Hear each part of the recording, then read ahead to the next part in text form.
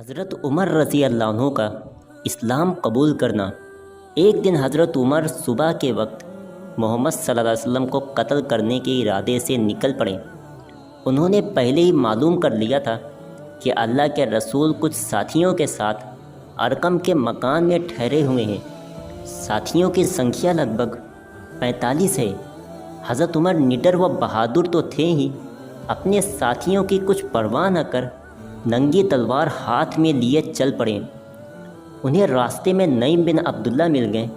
انہوں نے پوچھا، کہاں کو جا رہے ہو عمر؟ محمد کا قصہ پاک کرنے جا رہا ہوں۔ عمر بولے، اس لیے کہ یہی وہ بدھرمی ہے جس نے قریشیوں میں پھوٹ ڈال دی ہے۔ ہمارا دھرم خطرے میں پڑ گیا ہے۔ وہ ہمارے دیوتاؤں کو برا بھلا کہتا ہے۔ میں آج اسے قتل کر کے ہی چین لوں گا۔ حضرت نعیم نے کہا، خدا کی قسم عمر، تم اپنے آپ کو دھوکہ دے رہے ہو۔ کیا تم یہ سمجھتے ہو کہ اگر تم نے محمد صلی اللہ علیہ وسلم کو قتل کر دیا تو عبد مناف کے ونش والے تمہیں اکڑتا پھرنے کے لیے زمین پر چھوڑ دیں گے؟ ایسا کبھی نہیں ہوگا۔ اور ہاں، پہلے جا کر اپنے گھر والوں کی خبر لو، پھر ان سے نپٹنا۔ عمر بولے، میرے گھر والے کون؟ نعیم نے جواب دیا، تمہارے بہنوئی اور چچیرے بھائی سعید بن زید اور تمہاری بہن فاطمہ بنت خطاب، وہ سب لوگ مسلمان ہو چکے ہیں اور محمد کے دھرم کا پالن کرتے ہیں۔ جاؤ پہلے انہیں سمجھاؤ۔ ایسا سنتے ہی عمر کا غصہ بھڑک اٹھا۔ وہ فوراً اپنی بہن کے گھر پہنچے۔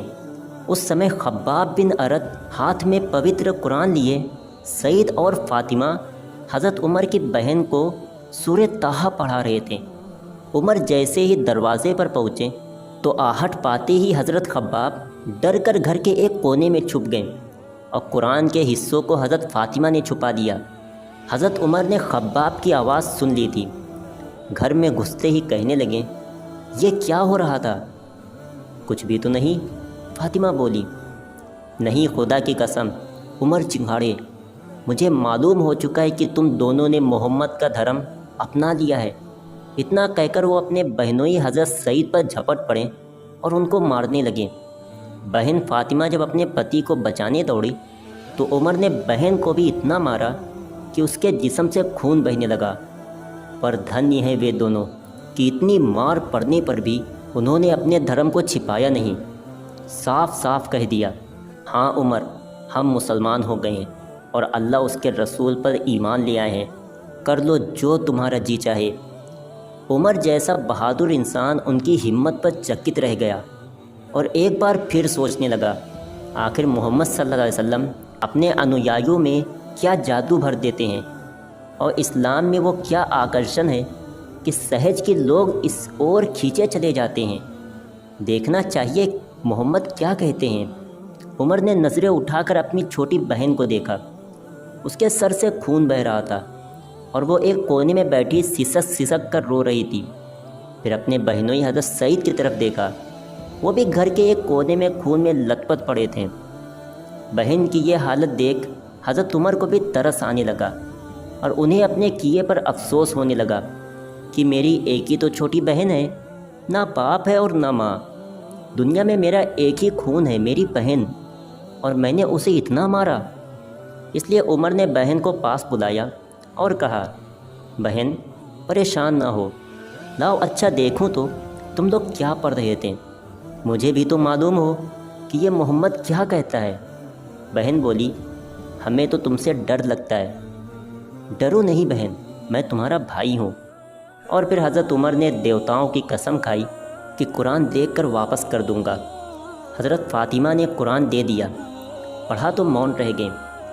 کتنی اچ اور دیویہ وانی ہے۔ عمر سوچنے لگے کہ محمد سچے ہیں۔ آج تک انہوں نے اپنے لیے بھی ایک شبد جھوٹ نہیں کہا، تو وہ جھوٹ ہی اس دیویہ وانی کا سمبندھ جگ کے پالن ہار سے کیسے جوڑ دیں گے؟ محمد سچے ہیں، وہ کبھی جھوٹ نہیں بول سکتے۔ یہ کتاب قرآن بھی سچی اور اس کی باتیں بھی سچی ہیں۔ ایسا سوچتے سوچتے حضرت عمر رضی اللہ عنہ کا اندر جاگ اٹھا۔ ان کا من اسی وقت حضرت محمد صلی اللہ علیہ وسلم سے ملنے اور ان سے مل کر ان کی باتیں سننے اور سمجھنے کے لیے بے چین ہو اٹھا۔ پھر وہ حضور صلی اللہ علیہ وسلم سے ملنے کے لیے چل پڑے۔ کیسا کرشمہ ہے یہ! کہاں عمر چلے تھے محمد صلی اللہ علیہ وسلم کا قتل کرنے، اور کہاں اب محمد صلی اللہ علیہ وسلم کی شرن میں جانے کو تیار ہو گئے۔ تلوار ہاتھ میں تھی۔ ارقم کے دوار پر پہنچ کر دروازہ کھٹکھٹایا۔ آواز سن کر ایک صاحب اٹھے اور کیوار سے جھانک کر دیکھا۔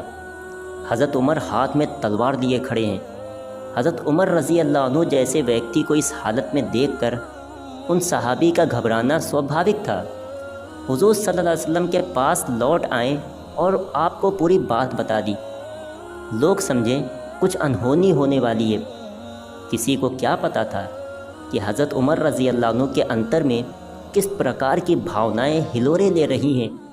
کون جانتا تھا کہ اسلام کا یہ کٹر ورودھی اسلام کی گود میں گرنے کے لیے بے چین ہے؟ کون سمجھ سکتا تھا کہ کھلی ہوئی یہ تلوار محمد صلی اللہ علیہ وسلم اور آپ کے انویائیوں پر اب نہیں اٹھے گی؟ حضرت حمزہ نے جب دیکھا صحابہ اکرام حضرت عمر کے ہاتھ میں تلوار دیکھ کر ڈر رہے ہیں اور کوئی دروازہ نہیں کھول رہا ہے، تو حضرت حمزہ نے اپنی تلوار نکالتے ہوئے کہا، دروازہ کھول دو، اگر سکون سے اندر آتا ہے تو ٹھیک ہے، ورنہ اسی کی تلوار سے اس کی گردن اڑا دیں گے۔ حضرت حمزہ بہت بڑے بہادر لوگوں میں سے تھے اور جنگ میں کوئی ان سے جیت نہیں پاتا تھا۔ دروازہ کھول دیا گیا اور حضرت عمر اندر آ کر کھڑے ہو گئے۔ انہیں آتا دیکھ حضرت محمد صلی اللہ علیہ وسلم اٹھیں، ان کی چادر کا کونا پکڑ کر زور سے جھٹکا دیا اور کہا، ہے خطاب کے بیٹے عمر، تم کس ارادے سے آئے ہو؟ اللہ کی قسم، اگر تم نے منمانی کی تو اللہ کا غضب تم پر آ جائے گا۔ حضرت عمر رضی اللہ عنہ پربھاوت ہوئے بنا نہ رہیں اور کہا، ہے اللہ کے رسول، میں صرف اس لیے حاضر ہوا ہوں کہ اللہ اس کے رسول اور اس کی وحی پرکاشنا پر ایمان لے آؤ۔ اللہ کے رسول صلی اللہ علیہ وسلم کا چہرہ خوشی سے کھل اٹھا، بے اختیار پکار اٹھیں، اللہ اکبر، اور پھر پورے مکہ میں اللہ اکبر کی آواز گونج اٹھی۔ صحابہ اکرام حضرت عمر کے اسلام لانے سے بہت خوش ہوئے، کیونکہ ابھی تک صحابہ اکرام چھپ چھپ کر نمازیں پڑھا کرتے تھے۔ جب نماز کا وقت ہوا تو حضرت عمر کھڑے ہو گئے اور کہا کہ اے اللہ کے رسول، آج ہم سب مسلمان کعبہ میں چل کر نماز پڑھیں گے۔ یہ سن کر صحابہ اکرام کی خوشی کا ٹھکانہ نہ رہا اور سب کعبے کی طرف چل دیے۔ حضرت عمر آگے آگے تلوار لیے چل رہے تھے۔ کعبے میں پہنچ کر سارے لوگ نماز پڑھنے کے لیے کھڑے ہو گئے اور حضرت عمر اپنی تلوار ہاتھ میں لے کر پیچھے کی طرف کھڑے ہو گئے اور مکہ والوں سے کہا، اے مکہ والو، جس کو اپنے بچوں کو یتیم اور اپنی بیوی کو بیوہ کرنا ہو تو آئے عمر کا مقابلہ کرے۔ خدا کی قسم، جو بھی کسی مسلمان کو ہاتھ لگائے گا میں اس کی گردن اڑا دوں گا۔